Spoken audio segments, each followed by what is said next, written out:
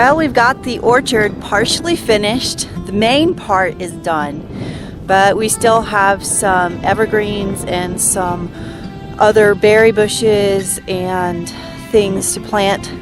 Those are sitting in the garage. We've had some inclement weather, snow, rain, nasty cold days. So the weather is looking like it's going to improve this next week. It's absolutely beautiful out here.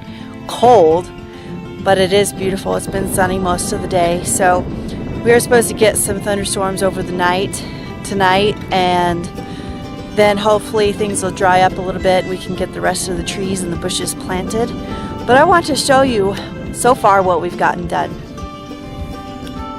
So we have this little piece of snow fence just for a gate, because right now we have this monofilament fishing line here as our fence line, hopefully to spook the deer that like to come through our property once in a while. So the idea behind it is the deer aren't able to see it, they bump into it and it scares them. It's 30 pounds, just regular monofilament from the store. When we were having such wet weather, it got all saggy, terrible. We would like to get some hot wire put up here, but for now this is what we're going to use. Of course, we haven't seen any deer on the property since we put the fence up. So your guess is as good as mine if we'll even have any issues with the deer. But I want to show you the orchard. All of these little flags are either trees or berry bushes. This little stake here, next year, the stakes represent the thornless honey locusts. So the flags won't last in our Wyoming wind, but unless an animal rubs on the stake, it should stand. So we have some different berries planted out here. We have June berries, or Saskatoons, service berries. Those are different names for the same plant.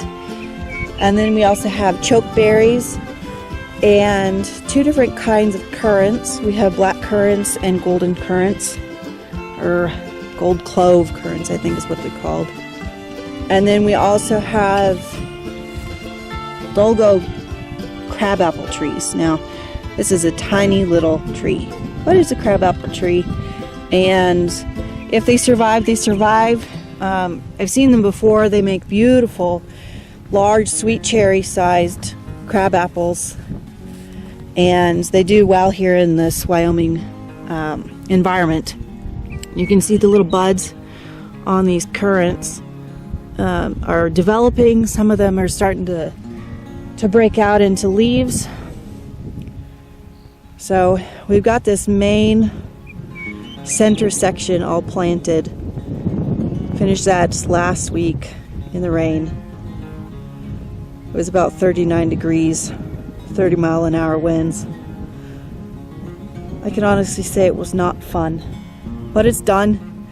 So we have just the end part here on the north side of the orchard to plant. It is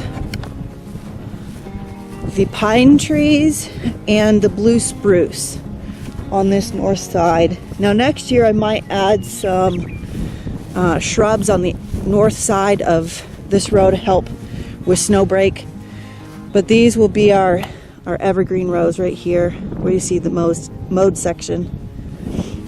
And then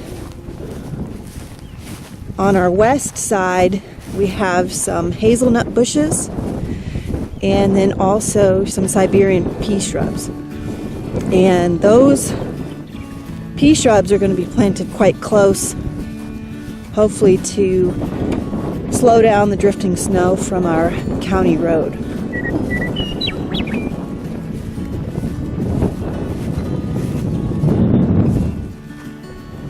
So we'll have one row of Siberian pea shrubs and then 2 rows of hazelnut bushes or shrubs or whatever they're called here. And then the main part of the orchard starts.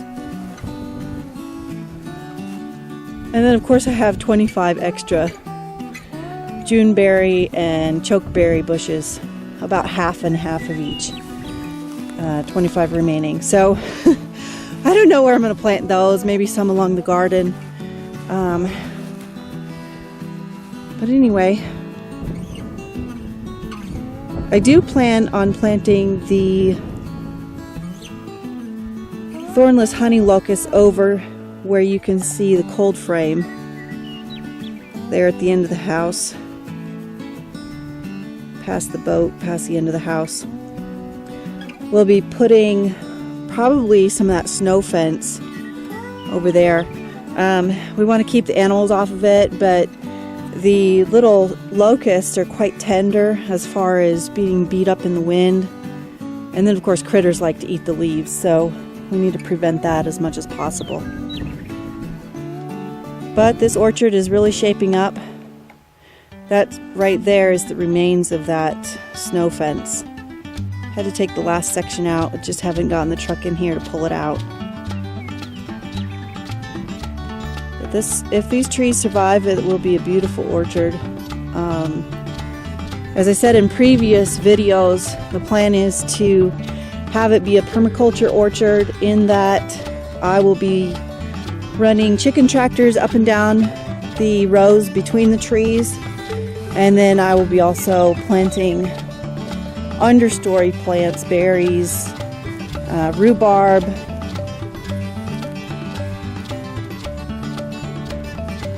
asparagus on the sunny ends. Asparagus likes sun, so we don't want to put it in the understory. But I have plenty of room down here at the end of the rows, where the rows have more room between the fence and the end of the row, that I'll be able to plant those in the sun.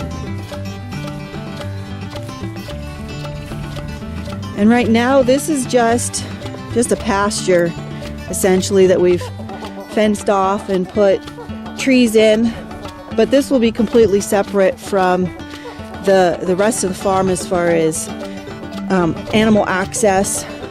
We don't plan on putting animals in here unless we are using like an electric fence run or something.